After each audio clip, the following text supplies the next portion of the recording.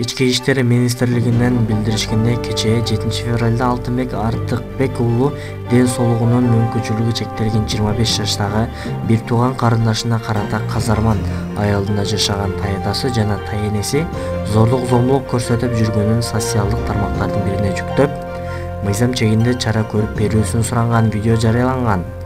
Окуя боюнча топтолгон материал Тогуз-Тороо райондук милициясына катталган. Милициянын ыкчам тергөө тобу райондук социалдык өнүгүү башкармалыгынын адиси менен биргеликте көрсөтүлгөн дарекке барып, кордолгон кыз менен маектешкен. Ошондой эле таятасы жана таенеси түшүнүк каттар алынып, материалдар топтолгон. Кыз өзүнүн берген көрсөтмөсүндө казарманын айылында 1999-жылы апасы каза болуп калганда таятасы менен таенесинин колунда чоңоюшкандыгын билдирген. Ошондой эле 5-февраль күнү Бишкек шаарында жашаган бир тууган агасы Алтынбек Артыкбек уулу келип, шаарга алып кетем дегенде таятасы менен таенеси кое бербестигин айтып, таенеси бир нече жолу колу менен денесине уруп, буту менен тепкилегендигин айткан. Аталган окуяга чейин кыз таятасы жана таенеси колдору менен урбагандыгын, бирок спирт ичимдиктерин ичкенде сөз менен урушкан. Таятасы тарабынан зорлуктоого кабылган эмес. Агасы менен телефон аркылуу сүйлөшкөн учурда агасы «Бирөөлөрдөн уктум, сени таятам зорлуктаптыр» деп сураган учурда зорлуктаган деген сөз түшүнбөстөн «Ооба» деп жооп берилгендигин, таятасы тарабынан эч кандай зорлуктоо болбогондугун билдирген. Таенеси өзүнүн көрсөтмөсүндө жолдошу экөө каза болуп калган кызынын 3 баласынын камкорчу катары багып алышкан.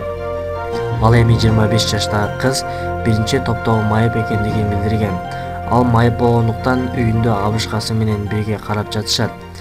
5-февраль күнү небереси Алтынбек Артыкбек уулу Бишкек шаарына келип, карындашын шаарга алып кетем дегенде жинди келип, 3 жашынан баштап баккан небересинен кетем дегенин угуп, колу менен ургулап, буту менен тепкилендигин билдирген.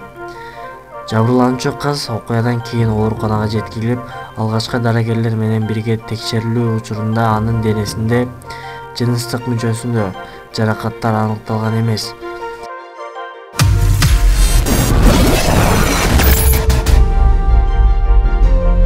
Социалдык тармакта таштанага ташталган бешиктин сүрөтү коомчулук тарабынан талкууга түштү. Сүрөттө Кыргыз Улуттук академиялык драма театрынын жетекчиси Назым Мендебайыров өзүнүн Facebook'тагы баракчасына жүктөгөн. Интернет колдонуучулар эл кыргызга таандык болгон салт санаа, нарк насилде баалуулуктарды билбей калган үчүн ушундай көрүнүштөр орун алып жатканын белгилешкен.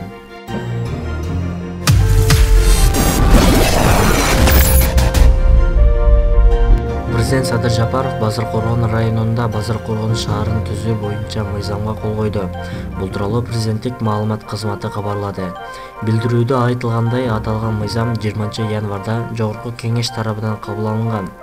Бул мыйзам менен Базаркоргон айыл аймагындагы Жети Ошком, Беш Бадам жана Базаркоргон айылдарынын Коргон айылынын Ак Тайлак Ата, Бабур, Эне Сай жана Сайкоргон калктуу конуштарынын, ошондой эле Кеңеш айыл аймагынын Совет Аук айылдарынын Кызыл жана Орто Сай калктуу конуштарынын чегинде Базаркоргон айыл аймагынын базасында административдик аймактык бирдик катары Базаркоргон районунда Базаркоргон шаарын түзүү сунушталууда, деп жазылат маалыматта.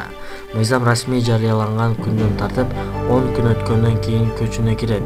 Базаркоргондун борборуна шаар айлантуу боюнча маселе буга чейин Жогорку Кеңеште талкууланган.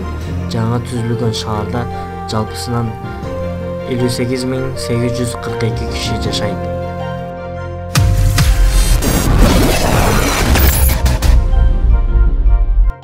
Жаштарачта Арча Айгерим Расул кызынын башына фен жарылып кетти. Бул тууралуу видеону Арча социалдык тармактагы баракчасына жарыялады. Видеонун алдына Расул кызы Кудай сактады деген билдирүүнү калтырган.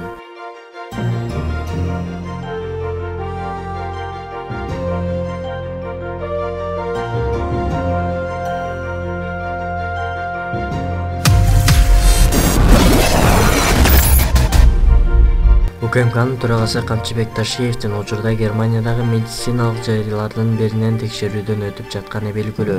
Маалыматка ылайык, ал 6 февраль күнү дарыгер Калдарбек Абдрахмановдун сунушу менен дарыланууга кеткен болчу. Ага байланыштуу Жалал Абад облусунун казысы Нематулла Ажы Жээнбеков жамаат менен Ташиевге дуба кылды. Бул тууралуу видео социалдык тармактарга тарады.